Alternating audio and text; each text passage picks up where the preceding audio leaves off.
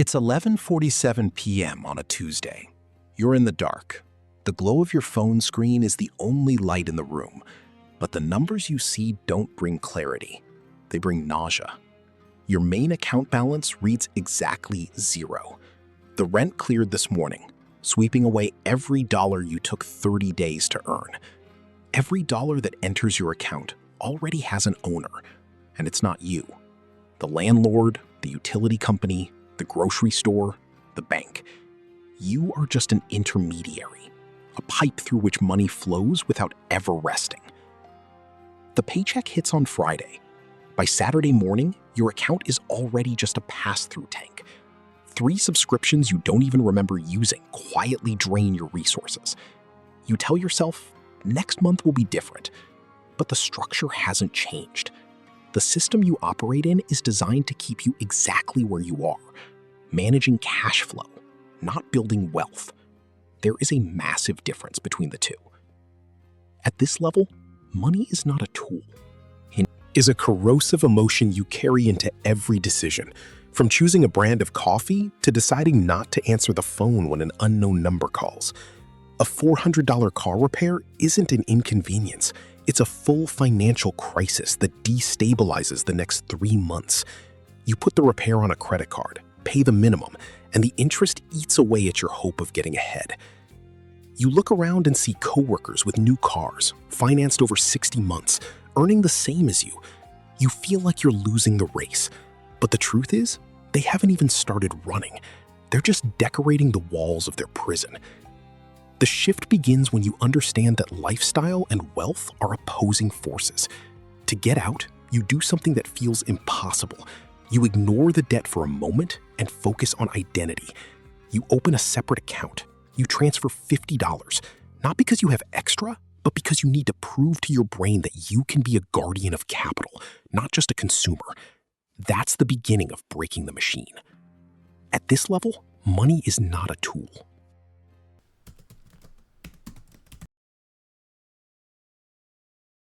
The feeling is strange. It took 3 months for something to truly change. To get here, you had to become a surgeon of your own budget. You didn't just try to save, you operated the system. You canceled those subscriptions draining $8 or $10 a month. You stopped ordering food 3 times a week and started seeing your kitchen as a tool for financial freedom. Every meal you prepared on Sunday night was actually a brick in the wall of your independence. You set up an automatic transfer for the day your paycheck hits. $50, then $100, then $200. At first, it didn't feel like you were saving. It felt like you were slowly losing money. Your brain, wired for the instant gratification of consumption, protested the deprivation. But you stayed the course. You sold items sitting unused in your closet and directed every dollar into that account that had once been forgotten. Then, on a Tuesday morning, you open your banking app and the balance reads $2,500. You check it Twice. It's not a lot of money in the grand scheme of things, but the fact that it exists matters. It's not promised to anyone. For the first time in your adult life, you have a buffer between you and the world. Your car makes a strange noise, and instead of panic, you feel only a technical inconvenience. You have the $600 for the repair. You use your savings, feel a slight sting as the number drops, but realize your identity has changed. You are no longer someone living on the edge of a cliff. You rebuild the balance. The next target is $5,000. You begin to learn about interest rates and high-yield savings accounts. You understand that leaving money sitting in a checking account allows inflation to quietly erode it. You put your money to work in the simplest way possible. The first $15 in interest hits your account. Is it small? Yes, but it's money that came from capital, not your labor. The system has a crack, and you've just found the entry point. You've discovered that you can hold capital. That psychological shift is worth more than the balance itself. You've stopped being just a bill payer. You've become a builder of reserves.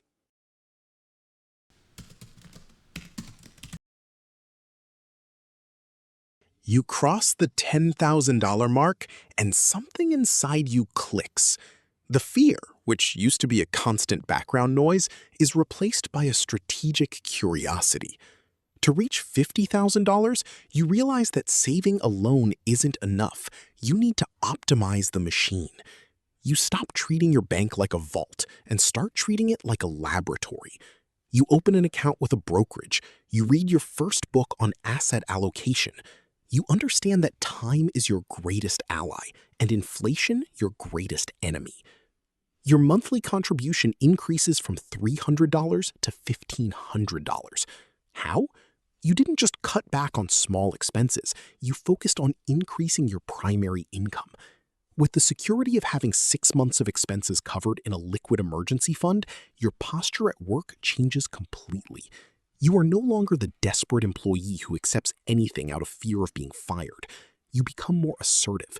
You negotiate a raise or switch jobs for a position that pays 30% more. Opportunity cost becomes a real concept in your life. You begin to divide your capital. Part stays in U.S. Treasury bonds or a high-yield savings account, part goes into REITs, and a smaller portion into broad market index ETFs like the S&P 500.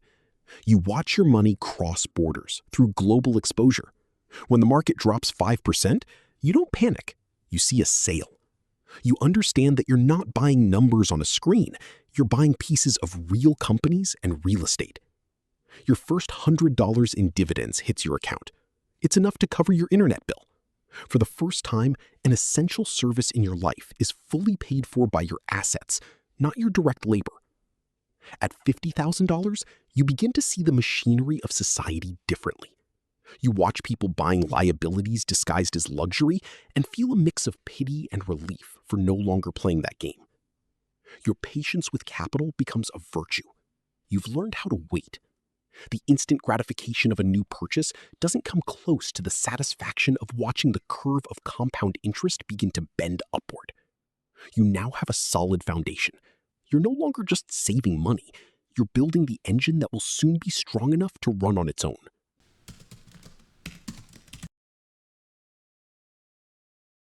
Reaching $100,000 is a brutal psychological milestone.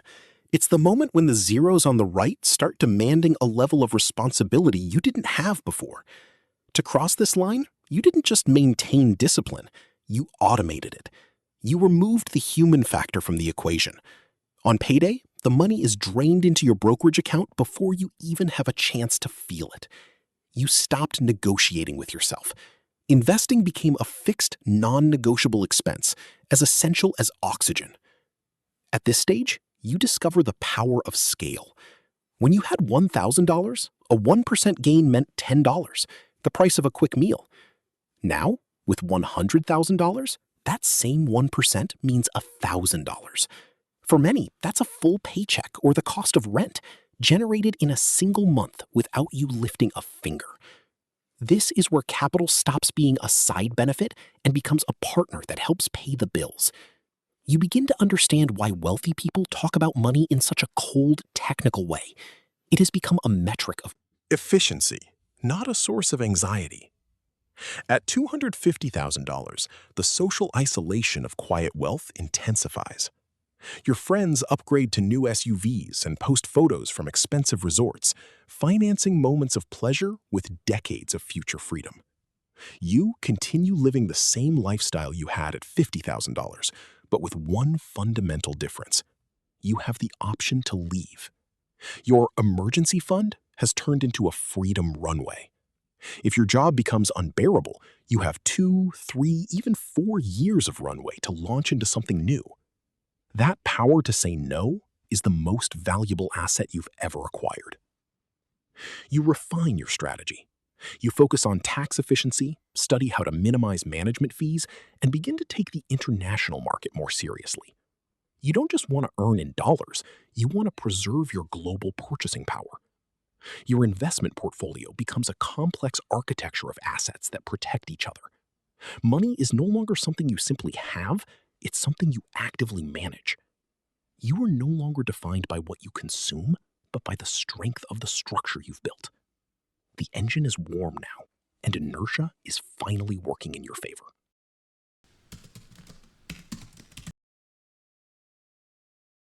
Upon reaching $500,000, you witness a mathematical phenomenon that seems like magic, but is simply accumulated discipline, reversal of effort. Up until now, 80% of your wealth was the result of your hard work, overtime, and forced savings. Now, the balance is shifting. The appreciation of your portfolio and reinvested dividends are starting to carry the weight. In a good market year, your net worth can grow more than your annual income from work. It's a moment of existential vertigo. You realize that your money is working harder than you are. To get here, you had to learn to be invisible. With $500,000, you could easily drive a luxury car or live in a financed penthouse, but you chose the hidden wealth. Your conversations have changed. You no longer want to discuss the price of a new iPhone. You want to discuss secure withdrawal fees, portfolio rebalancing, and estate planning. You feel a little isolated, as most people around you are still stuck at level 1 or 2, trying to survive the next bill, while you're simulating early retirement scenarios. The impact on your mental health is profound. The stress, which was once a thick fog, has dissipated. You don't fear unemployment. You fear mediocrity. With this reserve, you begin to make investments in yourself that previously seemed risky, an expensive mentorship, an international course, or a transition to a career that pays less but nourishes your soul. Money bought the most expensive thing in the world, the freedom of choice. You no longer need permission to change direction. You become a master of patience. If the market falls $50,000 in a week, an amount that would take years to save up initially, you don't rush to sell. You understand the cycles. You've seen this movie before. Your confidence doesn't come from predicting the economic weather, but from the robustness of the castle you've built. Money has ceased to be a source of excitement or fear. It has become a mechanical, silent, and unstoppable process. You are one step away from the finish line.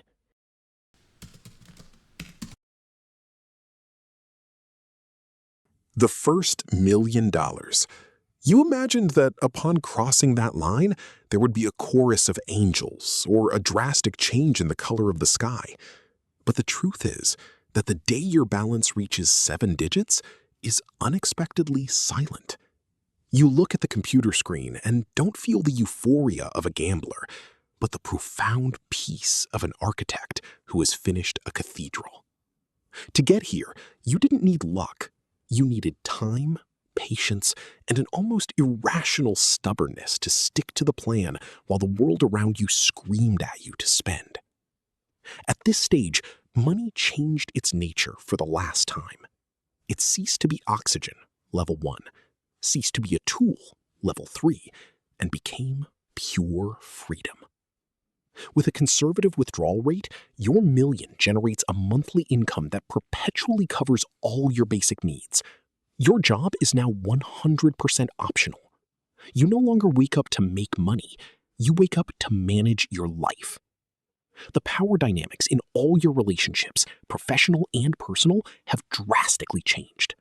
You can no longer be bought.